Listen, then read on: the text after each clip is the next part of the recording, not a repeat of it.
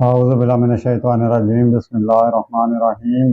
पाकिस्तान और दुनिया भर से देखने और सुनने वालों को अस्सलाम वालेकुम। अच्छा जनाब, आजकल एक मैसेज जो है वो काफ़ी ट्रेंड कर रहा है और वो है इमरान खान साहब के हवाले से कि इमरान खान साहब को क्यों फ़ौरन हटाया गया। ये फ़ौरन का लफ्ज़ इस्तेमाल हो रहा है कि क्यों फ़ौरन हटाया गया।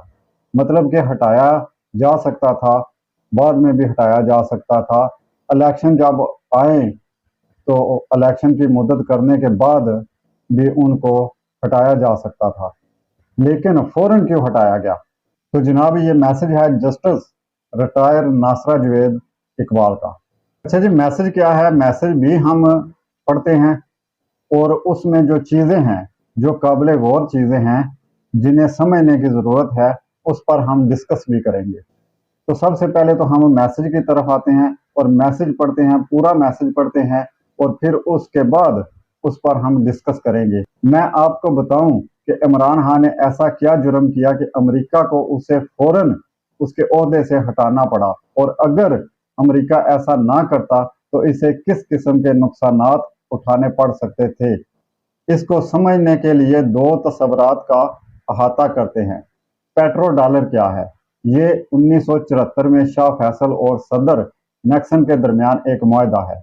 इस मुआहदे के तहत सऊदी अरब जिम्मेदारी ये थी कि ओपेक के तमाम ममालिक को तेल अमरीकी डॉलर में फरोख्त करने पर राजी करे और कोई दूसरी करेंसी या सोना कबूल ना करे।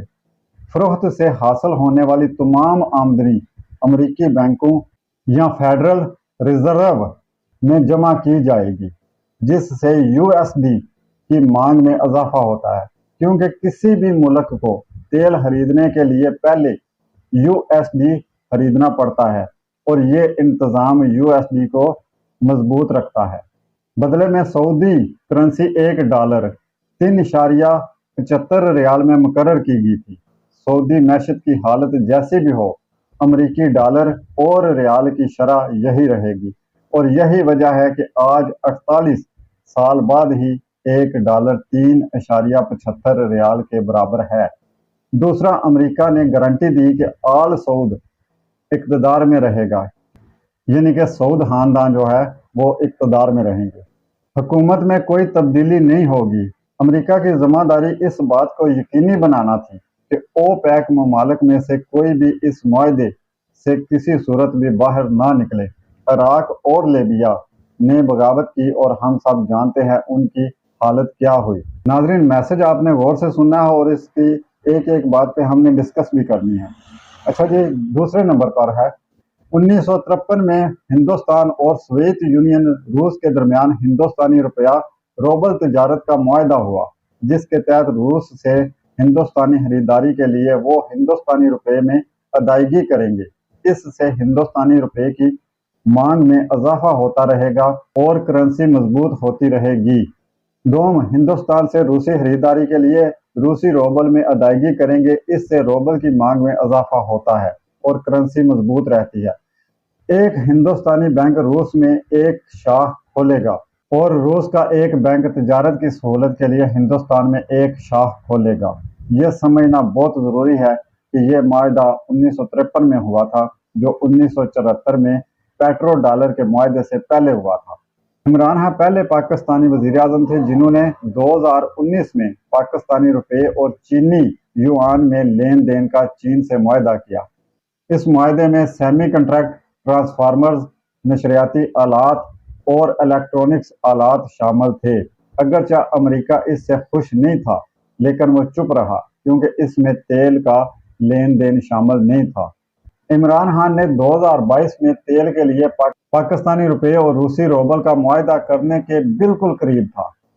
याद रखें, पेट्रो डॉलर का मुआहदा 1974 का है और अमेरिका पाकिस्तान के इस मुआहदे को कभी कबूल नहीं कर सकता था, क्योंकि अगर दूसरे ममालिक भी इसकी पैरवी करते हैं तो यूएसडी कमज़ोर हो जाएगा और अमेरिका मैशत में गिरावट आ जाएगी और वो मजीद सुपर पावर नहीं रहेगा। अगर इमरान खान ऐसा करने में कामयाब हो जाता तो अगले इलेक्शन हारने की कीमत पर भी पाकिस्तान अमेरिकी गुलामी से निकल आता।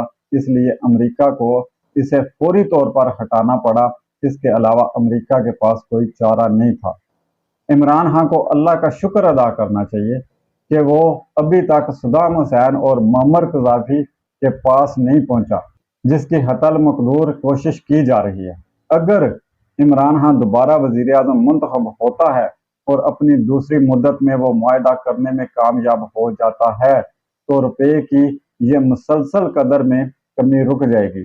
پاکستان IMF کو ادائیگی کرنا شروع کر دے گا اور تبادلوں کی شرح بحال ہو جائے گی، اور پاکستان 2 سے 3 سال میں IMF اور ورلڈ بینک کی غلامی کے توق گلے سے اتار پھینکے گا۔ سیاسی وابستگی سے بالاتر ہو کر حب الوطنی کو ملحوظ خاطر رکھتے ہوئے اپنی اور اپنی آئندہ نسلوں کے لیے سوچیں۔ یہ سب کچھ موجودہ حکومت کر لی تو ملک خوشحال ہو سکتا ہے۔ اچھا ناظرین، یہ تھا میسج جو کہ کافی ٹرینڈ کر رہا ہے گروپوں میں، واٹس ایپ گروپوں میں خاص کر کے۔ تو اب ہم اس پر بات کرتے ہیں۔ سب سے پہلی بات تو یہ ہے کہ اس میں ایک چیز جو ہے وہ واضح ہو جاتی ہے کہ سائفر والی جو کہانی ہے، جس پر بہت سارے سخن سیانے جو صحافی ہیں ہمارے، انہوں نے تو یہاں تک کہہ دیا تھا کہ اگر یہ سائفر سچ ثابت ہو جاتا ہے تو ہم صحافت چھوڑ دیں گے۔ خیر، ہر کسی کا اپنا اپنا تجزیہ تھا سائفر کے حوالے سے۔ ایک بات تو یہ سچ ثابت ہوتی ہے کہ سائفر والی کچھ نہ کچھ حقیقت ضرور ہے، یہ ہر کسی کو پتہ چل چکا ہے۔ اب بہت سے اور بھی واقعات ایسے ہوئے ہیں جن کی وجہ سے تقریباً ہر کسی کو پتہ چل چکا ہے کہ سائفر ایک حقیقت تھی اور حقیقت ہے۔ اس پر ہم زیادہ بات نہیں کریں گے کیونکہ یہ سب کو پتہ ہے، لیکن ایک بات واضح ہے کہ ہماری سیاست، ہمارے ملک میں جو حکمرانی اور سیاست ہے، اس کا دار و مدار امریکہ کے گرد ضرور گھومتا ہے۔ یہ ٹھیک بات ہے کہ نو کانفیڈنس ایک قانونی طریقہ کار تھا، لیکن ہمارے ملک میں قانونی طریقہ کار بھی تب ہی اپنائے جاتے ہیں جب کہیں سے کوئی اشارہ اویلیبل ہوتا ہے، کوئی اشارہ ملتا ہے تو پھر ہی قانونی طریقہ کار جو ہے وہ بھی حرکت میں آتے ہیں۔ خیر، یہ تو تھا سائفر والا معاملہ۔ اب دوسری بات یہ ہے کہ اس میسج کے مطابق اگر جیسا کہ عمران خان صاحب چل رہے تھے اسی طرح چلتے جاتے تو پاکستان کس موڑ پر کھڑا ہونا تھا؟ کیا امریکہ صاحب بہادر سے دشمنی لے کر پاکستان کا مستقبل کس طرف جانا تھا؟ پاکستانی عوام کا مستقبل کس طرف جانا تھا؟ کیا اس سے پاکستان کو کچھ فائدہ ہو سکتا تھا؟ پاکستان کو فائدہ ہونا تھا؟ لیکن اس کے ساتھ ساتھ ہی ہم نے دیکھنا ہے امت مسلمہ کو بھی، اپنے دین کو بھی۔ جب ہم اس بات کو دیکھتے ہیں کہ اپنی معیشت کو، اپنے ملک کے مستقبل کو، تو یہ بات سامنے آتی ہے کہ امریکہ صاحب بہادر سے ٹکر لینا کوئی دانشمندانہ فیصلہ نہیں ہے۔ لیکن جب اگر ہم دین کی طرف دیکھیں تو پھر معاملہ کچھ اور ہوتا ہے۔ خیر، ایک تو بات یہ ہے کہ امریکہ صاحب بہادر سے ٹکر لینا کتنا صحیح ہے اور کتنا نقصان دہ ہو سکتا تھا ملک کے لیے بھی۔ خان صاحب کے لیے تو چلو نقصان دہ ہوتا ہی ہوتا اور وہ ہو بھی رہا ہے، لیکن ملک کے لیے بھی نقصان دہ ہو سکتا تھا۔ بے شک دین کے لیے یہ معاملہ کچھ اور ہوتا ہے، دین کے معاملے میں یہ معاملہ کچھ اور ہوتا ہے، لیکن سوچنے والی بات یہ ہے کہ کیا خان صاحب نے تھوڑی سی جلدی نہیں کر دی تھی؟ کچھ کام ہوتے ہیں جو کیے بھی جاتے ہیں، جو کر بھی سکتے ہیں آپ، اور آپ کو کرنے بھی چاہیے، لیکن ان کے لیے کوئی وقت مقرر ہوتا ہے، وقت کا تعین کرنا بڑا ضروری ہوتا ہے۔ میرے خیال میں اس میں خان صاحب نے تھوڑی سی جلدی کر دی تھی، گو کہ ان کے جذبات، ان کا دین کے ساتھ جو پیار ہے وہ بڑا واضح ہے۔ خیر، یہ دو باتیں ہوگی، اور اب ہم آتے ہیں ایک اور چیز کی طرف ہم غور کر سکتے ہیں اور ہمیں غور کرنا چاہیے۔ وہ چیز ہے کہ جو خان صاحب کا بھی بیانیہ ہے اور PTI کے جتنے بھی کارکن ہیں ان کا جو بیانیہ ہے تقریباً فوج کے خلاف، تو فوج کے خلاف جو بیانیہ ہے وہ یہاں پر دم توڑتا نظر آتا ہے۔ بات یہ ہے کہ جسٹس ریٹائر ناصرہ جوید کے میسج کے مطابق کہ خان صاحب کا بھی قذافی اور صدام حسین جیسا حال ہو سکتا تھا۔ خان صاحب کو اس چیز کا شکر ادا کرنا چاہیے کہ ان کا حال قذافی اور صدام حسین جیسا نہیں ہوا۔ तो ये हाल क्यों नहीं हुआ?